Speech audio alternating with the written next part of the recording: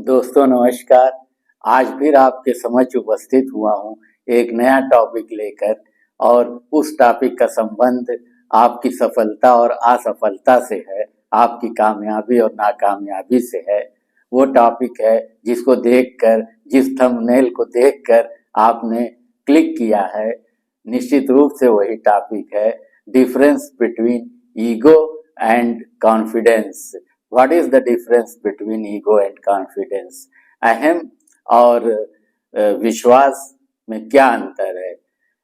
एक egoist person और एक कॉन्फिडेंट पर्सन के क्या अलग अलग लक्षण हैं, उन्हें कैसे अलग किया जा सकता है। लेकिन मेरा एक निवेदन है कि इन लक्षणों से जो डिफरेंस है ईगोइस्ट पर्सन और कॉन्फिडेंट पर्सन के बीच में, उसको आप किसी दूसरे को मत जज कीजिएगा, सबसे पहले अपने आप को जज कीजिएगा, क्योंकि ये सीधे सीधे आपकी सक्सेस और अनसक्सेस के लिए जिम्मेदार होगा। तो मैं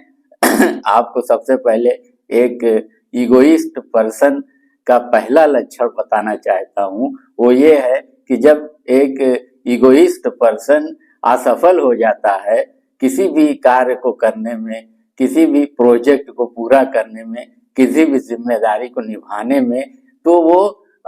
इस असफलता का दोष अपनी टीम पर मढ़ता है, दूसरों के सर थोपता है और अपनी गलती कभी नहीं मानता है, दूसरों की गलतियां निकालता है जो उस कार्य से जुड़े हुए होते हैं,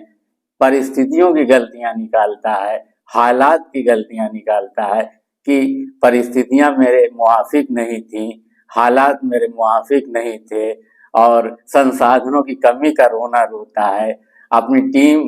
के सपोर्ट ना देने का रोना रोता है, अपनी कोई गलती मानने को तैयार नहीं होता है। ये एक ईगोइस्ट पर्सन की सबसे बड़ी निशानी है, सबसे बड़ा लक्षण है, जिससे पहचान लिया जाता है कि कोई भी व्यक्ति अहमग्रस्त है और बहुत ज्यादा अहंकारी है, क्योंकि वो अपनी गलतियों को नहीं मानता है, सारी दुनिया पर गलतियां अपनी थोपता है। जबकि दूसरी ओर एक सेल्फ कॉन्फिडेंट पर्सन जब किसी सेम कंडीशन में अपनी किसी जिम्मेदारी को, अपने किसी कर्तव्य को निभाने में कभी असफल हो जाता है, तो सबसे पहले वो उसे बहुत ही विनम्रता के साथ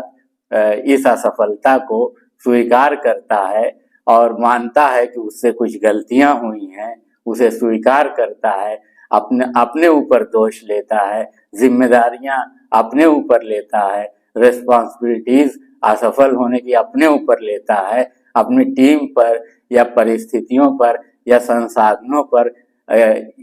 इस असफलता को नहीं थोपता है, और अपने आप को फिर से वो उस पर विचार करता है कि क्या गलतियां उससे हुई हैं, और फिर उन गलतियों को ठीक करके फिर उसी कार्य को सफलतापूर्वक अंजाम देता है।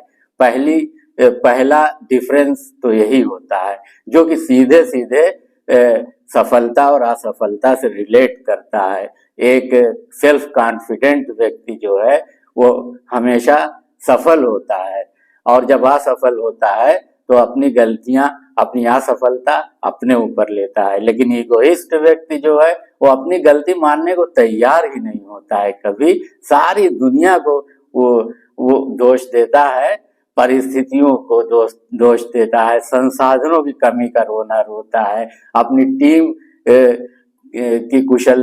अकुशलता की बात करता है कि टीम ने सही से सहयोग नहीं किया, कार्य नहीं किया, लेकिन अपने आप को कभी नहीं मानता कि उसने कुछ गलत किया है।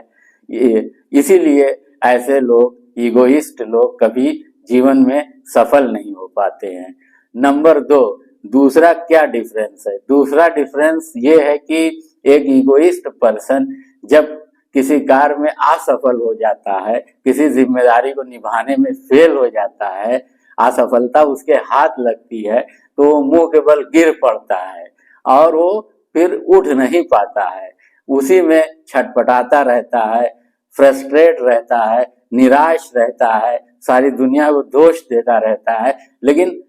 कभी अपना आत्मावलोकन नहीं करता है कभी ये नहीं देखता है कि उससे क्या गलतियां हुई हैं। फ्रस्ट्रेशन में वो पड़ा रहता है और फिर उठकर दोबारा प्रयास करने की कोशिश नहीं करता है, बल्कि अपनी सारी एनर्जी फ्रस्ट्रेशन को निकालने में, क्रिटिसिज्म करने में लगाता है। जबकि एक सेल्फ कॉन्फिडेंट व्यक्ति जो है वो एक बार जब असफल होता है, गिर पड़ता है, वो भी गिर पड़ता है और मुंह के बल ही गिरता है, धूल धूसरित हो जाता है, लेकिन फिर अपनी धूल वूल झाड़ के और अपनी चोट वोट पर मरहम लगाकर और किसी तरीके से फिर खड़ा हो जाता है और आगे के लिए सफल होने के लिए एक बार फिर अपने आप को तैयार कर लेता है और उसी कार्य में पुनः वो प्रयास करके सफल होता है। ये दूसरा डिफरेंस है, जिसपे मुझे एक शेर भी याद आ रहा है, गिरते हैं शहसवार ही मैदान जंग में, वो तिफल क्या गिरेंगे जो घुटनों के बल चले। शहसवार मतलब घुड़सवार, गिरते हैं शहसवार ही मैदान जंग में, तिफल मतलब बच्चे, वो तिफल क्या गिरेंगे जो घुटनों के बल चले। तो गिरना तो स्वाभाविक है, असफल होना तो स्वाभाविक है, लेकिन उसके बाद आप क्या करते हैं, इसी से पता चलता है कि आप क्या हैं, आप इगोइस्ट हैं या सेल्फ कॉन्फिडेंट हैं। एक तीसरा लक्षण भी होता है जो इगोइस्ट पर्सन और सेल्फ कॉन्फिडेंट पर्सन को अलग कर देता है, वो है एटीट्यूड। इगोइस्ट पर्सन का एटीट्यूड हमेशा निगेटिव होता है, वो कार्य करता रहता है और कहता है बस इस पूरी टीम में मैं ही योग्य हूँ, मैं ही एलिजिबल हूँ, मैं ही काबिल हूँ, और कोई कुछ कर ही नहीं रहा है, कोई किसी लायक ही नहीं है, पूरी टीम जो है वो मूर्ख है, पूरी टीम आलसी है, सारा दोष टीम पर देता है, संसाधनों पर देता है, परिस्थितियों पर देता है, समय का रोना रोता है और अपने आप को काबिल मानता है, अपने आप को एलिजिबल मानता है, अपने आप को इंटेलिजेंट मानता है, और जिन लोगों के साथ वो काम कर रहा है, चाहे वो उसके नीचे के लोग हों या उसके ऊपर के लोग हों, कि सारे लोगों को अयोग्य मानता है। एक इगोइस्ट पर्सन की निशानी है। और दूसरी तरफ सेल्फ कॉन्फिडेंट पर्सन जो है वो अपने आप को योग्य मानता है, लेकिन उसके साथ साथ अपनी पूरी टीम को भी योग्य मानता है, अपने अधीनस्थों को भी योग्य मानता है, अपने उच्चाधिकारियों को, अपने ऊपर वाले लोगों को भी योग्य मानता है और सबकी बराबर की सहभागिता को स्वीकार करता है, सबकी सहभागिता का वातावरण पैदा करता है। ये बहुत महत्वपूर्ण चीज है कि लोगों के साथ सहयोग करना और लोगों का सहयोग लेना, क्योंकि इस दुनिया में सफलता कोई अकेली चीज नहीं है कि एक व्यक्ति कर सकता है, सफलता सहयोग से प्राप्त होती है, सारी चीजें इंटरकनेक्टेड होती हैं, जो हर काम हर व्यक्ति नहीं कर सकता। जैसे मछली जो है पानी में बहुत अच्छी तरह तैर सकती है, लेकिन वो आकाश में उड़ नहीं सकती है, और एक चिड़िया जो कि आकाश में बहुत ऊपर तक ऊंची उड़ान भरती है, लेकिन वो पानी में एक सेकंड के लिए भी तैर नहीं सकती है। तो हर व्यक्ति का कार्य अलग अलग होता है और सेल्फ कॉन्फिडेंट व्यक्ति ये बात समझता है कि वो किस कार्य, उसकी क्या जिम्मेदारी है और उसकी टीम की क्या जिम्मेदारी है और उसके ऊपर के लोगों की क्या जिम्मेदारी है, और वो सब में एक तारतम्यता बना के रखता है, और सभी में एक सहयोग की भावना बना के रखता है और सभी को क्रेडिट देता है। ये एक सेल्फ कॉन्फिडेंट व्यक्ति की निशानी है। और मैं फिर बीच में एक बार हस्तक्षेप करके आपसे निवेदन करता हूं कि आप इन लक्षणों पर दूसरों को मत जज करिएगा, आप स्वयं को जज करेंगे तो आपको लाभ होगा, आपको सक्सेस मिलेगी, आप कामयाब होंगे, आप ऊंचाइयों की ओर जाएंगे, आप बुलंदियों पर पहुंचेंगे, दुनिया आपको सर आंखों पर बैठाएगी और आपको शोहरत, दौलत और इज्जत मिलेगी। इसलिए जज करिए तो अपने आप को जज करिएगा इन सारे लक्षणों पे। तो ये 3 लक्षण जो मैंने बताए, इगोइस्ट पर्सन और सेल्फ कॉन्फिडेंट पर्सन के बीच में क्या अंतर है। बड़ा शार्प अंतर होता है ये, लेकिन कब हम एक जो सीमा रेखा है उसको कब क्रॉस करके इधर से उधर चले जाते हैं, कब उधर से इधर आ जाते हैं, हमें भी पता नहीं चलता है। इसलिए अपने आप को जज करना, अपने आप को कंट्रोल करना, ये बहुत ही बड़ी बात है। तो चौथा लक्षण जो मैं आपसे डिस्कस करना चाहता हूँ कि सेल्फ कॉन्फिडेंट और इगोइस्ट पर्सन के बीच में क्या होता है, वो बहुत ही इम्पोर्टेंट है। वो होता है लोक व्यवहार। लोक व्यवहार यानी पब्लिक के साथ आप किस तरीके से व्यवहार करते हैं, अपनी टीम के साथ आप किस तरीके से व्यवहार करते हैं, अपने उच्चाधिकारियों के साथ, अपने ऊपर के लोगों के साथ आपका बिहेवियर किस तरीके से है, आप लोगों से किस तरीके से इंटरैक्ट करते हैं। ये बहुत बहुत ही इम्पोर्टेंट रोल प्ले करता है आपकी सफलता में या आपकी असफलता में। अगर आप कोऑपरेशन की भावना के साथ कार्य करते हैं, अगर आप अपनी टीम की तारीफ करते हैं, अगर आप अपनी टीम का उत्साह बढ़ाते हैं और इसके साथ साथ आप स्वयं भी कॉन्फिडेंट रहते हैं, अपना भी हौसला बढ़ाते हैं और अपना भी उत्साह बढ़ाते हैं, तो फिर आप एक सेल्फ कॉन्फिडेंट व्यक्ति हैं। और अगर आप एक इगोइस्ट पर्सन हैं तो निश्चित रूप से आप अपनी टीम को हतोत्साहित करेंगे, अपनी टीम के अंदर एक टेरर पैदा करेंगे और उसको पनिश करने के लिए हमेशा धमकाएंगे। उससे क्या होगा कि लोग डर जाएंगे, टीम में एक टेरर की भावना रहेगी, लोग काम तो करते रहेंगे लेकिन उनकी कुशलता बहुत डाउन हो जाएगी और चूंकि सहयोग नहीं रहेगा इसलिए आप असफल हो जाएंगे। बहुत ज़्यादा चांसेस हैं कि आप असफल हो जाएं अगर आप लोक व्यवहार की कला में पारंगत नहीं है, अगर आप लोक व्यवहार की कला में निपुण नहीं है, तो ये समझिए कि आप इगोइस्ट बहुत ज़्यादा हैं, सिर्फ अपने आप को ही समझते हैं कि मैं ही काबिल हूँ, मैं ही योग्य हूँ। और लोक व्यवहार करते समय आप अपने अधीनस्थों को बुरी तरह धमकाते हैं, डराते हैं, पनिशमेंट देने की बात करते हैं, तो इससे कोई बड़ा रिजल्ट निकल के सामने आने वाला नहीं है। हाँ, अगर आप सेल्फ कॉन्फिडेंट हैं और वो इसी से पता चलेगा कि आप अपनी टीम के साथ किस तरीके से बिहेव करते हैं। अगर आप उसका उत्साह बढ़ाते हैं, उसकी समस्याओं का निराकरण करते हैं, उसकी समस्याओं को सुनते हैं और जब वो निराश हो जाती है टीम तो उसका उत्साह बढ़ाते हैं, उसका हौसला बढ़ाते हैं, उसे एक तरीके से मोटिवेट करते हैं और उसके दुख दर्द में भी शामिल होते हैं। सिर्फ एक हेड की तरह उससे पेश नहीं आते बल्कि एक परिवार के हेड की तरह पेश आते हैं, ना कि एक सरकारी या गैर सरकारी कंपनी के हेड की तरह पेश आएंगे। तो फिर इससे बहुत फर्क पड़ता है। अगर आप अपने विभाग को, अपनी कंपनी को एक परिवार समझते हैं और आप उस परिवार के किसी बड़े पद पर हैं, तो फिर आप परिवार के सदस्यों यानी अपनी टीम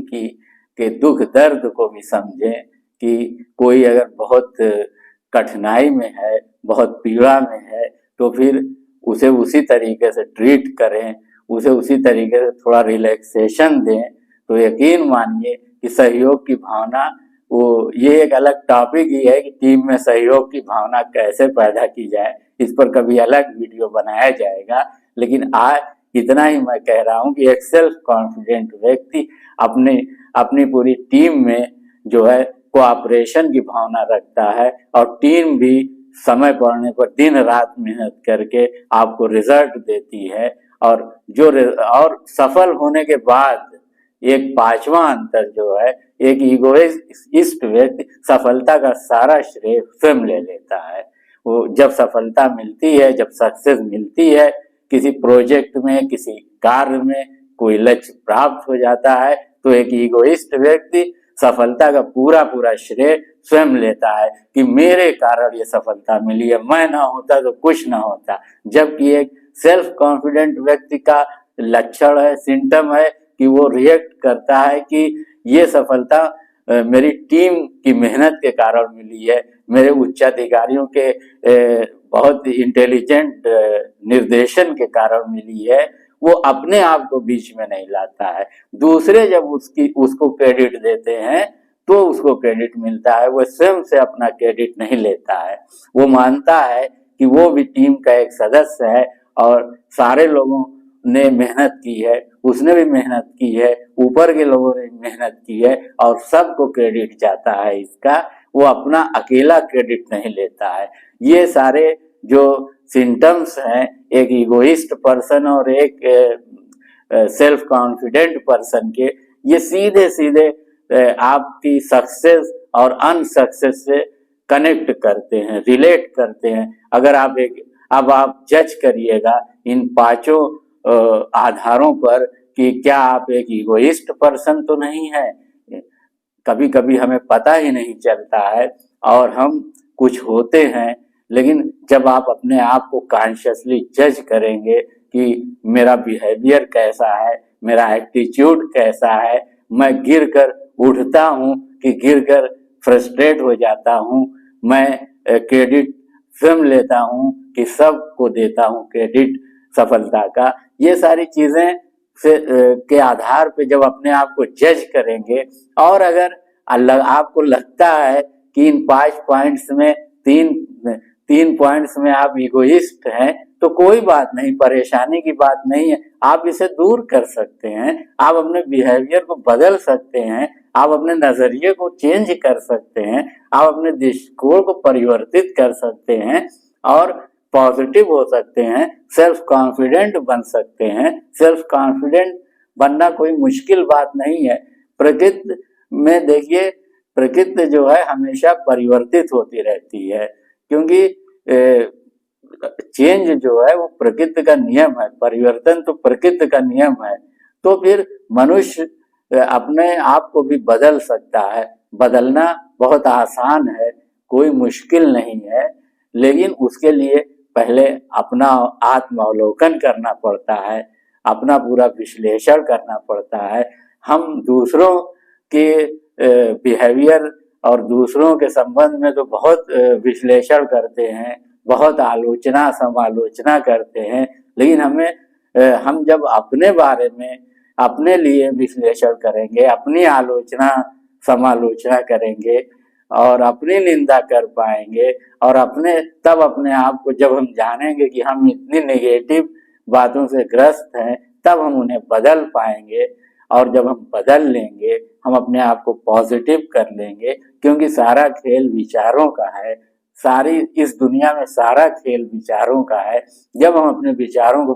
बदल लेंगे और एक इगोइस्ट पर्सन से एक सेल्फ कॉन्फिडेंट पर्सन हो जाएंगे, तो फिर किसी भी तरीके की कोई भी जिम्मेदारी, कोई भी लक्ष्य, कोई भी एम, कोई भी सफलता हमारे लिए कठिन नहीं रह जाएगी, सब आसान हो जाएगी और हम इजीली कामयाब होंगे। लोग हमारी प्रशंसा भी करेंगे, लोग आपकी प्रशंसा करेंगे, लोग आपको मानेंगे, क्योंकि आप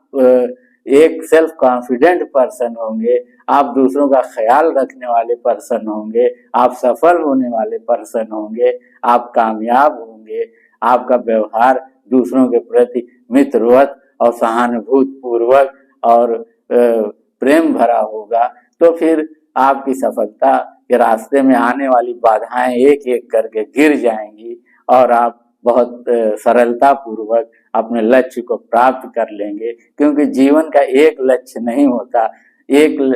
जीवन तो चरणों में व्यतीत होता है और स्टेप बाय स्टेप आप एक लक्ष्य, अलग अलग एज ग्रुप में अलग अलग लक्ष्य होते हैं। स्टूडेंट के एम, उनकी कामयाबी की डेफिनेशन अलग होती है, एक एम्प्लॉय की डेफिनेशन अलग होती है, एक बिजनेसमैन की कामयाबी की डेफिनेशन अलग होती है, एक किसान की कामयाबी की डेफिनेशन अलग होती है। तो सारे अलग अलग फील्ड में कार्य करने वाले और अलग अलग एज ग्रुप के लोगों की डेफिनेशन अलग होती है, लेकिन सबको सफलता ही चाहिए होती है। और सफलता चाहने के लिए आपको सेल्फ कॉन्फिडेंट बनना पड़ेगा। ईगोइस्ट पर्सन अगर आप हैं तो आपको अपने आप को बदलना तो पड़ेगा ही, अन्यथा कभी आपको सफलता नहीं मिलेगी और हमेशा असफल रहेंगे, फ्रस्ट्रेट रहेंगे। इसलिए मैं आपसे विनम्र निवेदन करता हूँ कि अपने आप का अवलोकन करिए और सेल्फ कॉन्फिडेंट बनिए, दूसरों के साथ सहयोग करिए, सहयोग लीजिए। असफल होकर गिर पड़िए तो निराश मत होइए, फिर खड़े हो जाइए, क्योंकि गिरते हैं शहसवार ही मैदान जंग में, वो तिफल क्या गिरेंगे जो घुटनों के बल चलें। आपका बहुत बहुत शुक्रिया वीडियो देखने के लिए, और मुझे उम्मीद ही नहीं पूरा यकीन है कि जो लोग चैनल पर नए हैं वो इसको ज़रूर सब्सक्राइब करेंगे और लाइक करेंगे। इसी के साथ आपसे विदा लेता हूँ। नमस्कार, आदाब, सत श्री अकाल, गुड नाइट।